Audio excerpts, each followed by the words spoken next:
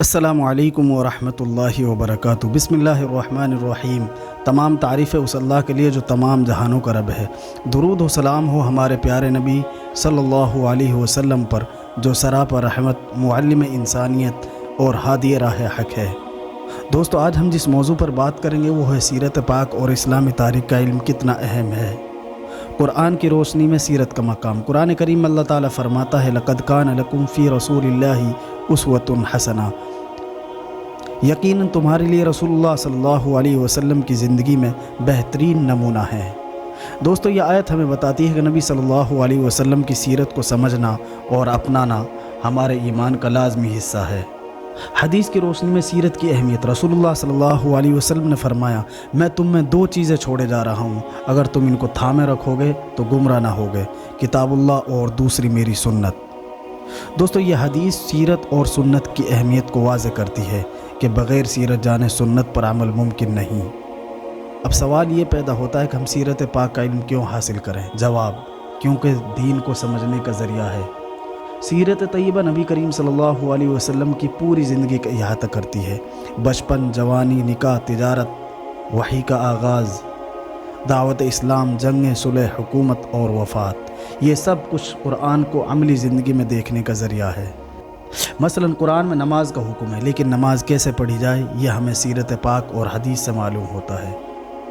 دوستو، سیرت پاک ایمان کو تر و تازہ کرتی ہے۔ جب ہم نبی کریم صلی اللہ علیہ وسلم کی قربانیاں، صبر، مہربانی، شجاعت اور بہادری پڑھتے ہیں تو ہمارے دلوں میں عشق رسول بڑھتا ہے اور محبت رسول ایمان کا حصہ ہے۔ صحیح بخاری کی حدیث آپ نے فرمایا، تم مومن نہیں ہو جب تک میں تمہیں تمہاری والد اور اولاد اور تمام لوگوں سے زیادہ محبوب نہ ہو جاؤں۔ دوستو، سیرت ہماری زندگی کے ہر پہلو میں رہنمائی کرتی ہے۔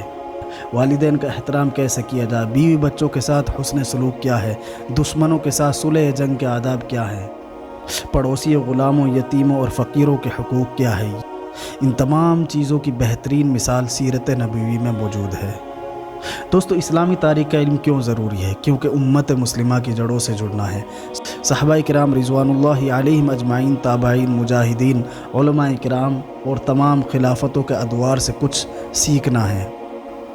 دوستو، اسلامی تاریخ صرف ماضی کا مطالعہ نہیں بلکہ ہماری پہچان ہے، ہماری شناخت ہے کہ ہم کیسے ایک چھوٹی سی بستی یعنی مکہ سے نکل کر 3 بر اعظموں تک پہنچے۔ یہ سب تاریخ میں موجود ہے۔ خلفائے راشدین کا عدل، بنو امیہ بنو عباس کی فتوحات، اندلس کی تہذیب جس کو آج اسپین کہا جاتا ہے، خلافت عثمانیہ کا عروج و زوال کا دور، یہ سب ہمارے لیے سبق بھی ہیں، ترغیب بھی ہیں اور فتنوں سے بچاؤ کا ذریعہ۔ دوستو، اسلامی تاریخ ہمیں سکھاتی ہے کہ جب امت نے علم چھوڑا زوال کا شکار ہوئی، جب آپس میں لڑے دشمنوں نے فائدہ اٹھایا، جب دین سے دوری بڑھی تو غیر مسلم تہذیب غالب آ گئی۔ دوستو، قرآن بار بار پچھلی قوموں کا ذکر کر کے ہمیں خبردار کرتا ہے۔ قرآن کریم میں اللہ تعالیٰ فرماتا ہے قد خلت من قبلکم سنن فسیروا فی الارض فانظروا کیف کان عاقبۃ المکذبین، اس سے پہلے بہت سی قومیں گزری ہیں، زمین میں چل پھر کر دیکھو جھٹلانے والوں کا انجام کیا ہوا۔ دوستو، اسلامی تاریخ موجودہ حالات کو سمجھنے کا ذریعہ بھی ہے کہ آج فلسطین کا مسئلہ کیوں ہے، مسلمانوں کے زوال کے اسباب کیا ہیں، تمام دنیا، پورا ورلڈ مسلمانوں کا دشمن کیوں بنا ہوا ہے۔ یہ سب تاریخ جانے بغیر سمجھنا ممکن نہیں۔ دوستو، اسلامی تاریخ میں نئی نسل کے لیے بھی رہنمائی ہے۔ آج کا نوجوان انٹرنیٹ، فتنہ، فیشن اور فکری الجھنوں کا شکار ہے۔ اسے ایسے ہیروز کی ضرورت ہے جن پر وہ فخر کرے۔ اگر وہ خالد بن ولید، طارق بن زیاد، امام ابو حنیفہ، امام غزالی، صلاح الدین ایوبی، نور الدین زنگی اور سلطان محمد فاتح جیسے کرداروں کو تو اس کی سوچ بدل سکتی ہے۔ سیرت و تاریخ کا تعلیم کا فریضہ کون ادا کرے؟ اساتذہ، والدین، مبلغین، یوٹیوبرز، یہ سب کی ذمہ داری ہے کہ سیرت کے واقعات آسان زبان میں سنائیں، بچوں کو اسلامی تاریخ کے ہیرو سے متعارف کرائیں، کتابوں، ویڈیوز، نصاب اور تقریروں میں ان موضوعات کو جگہ دی جائے۔ دوستو، سیرت پاک اور اسلامی تاریخ کا علم ہمارے ایمان کو مضبوط کرتا ہے، حق اور باطل کی پہچان دیتا ہے، ہمارے کردار کو بناتا ہے، دشمن کی چالوں سے بچاتا ہے، کامیاب زندگی کے اصول سکھاتا ہے۔ اللہ تعالیٰ نے فرمایا وَذَكِّرْهُمْ بِأَيَّامِ انہیں اللہ کے دن یاد کراؤ، یعنی وہ دن جب اللہ تعالیٰ نے اپنی نصرت، قدرت، ہدایت ظاہر کی، اور یہ سب تاریخ میں محفوظ ہے۔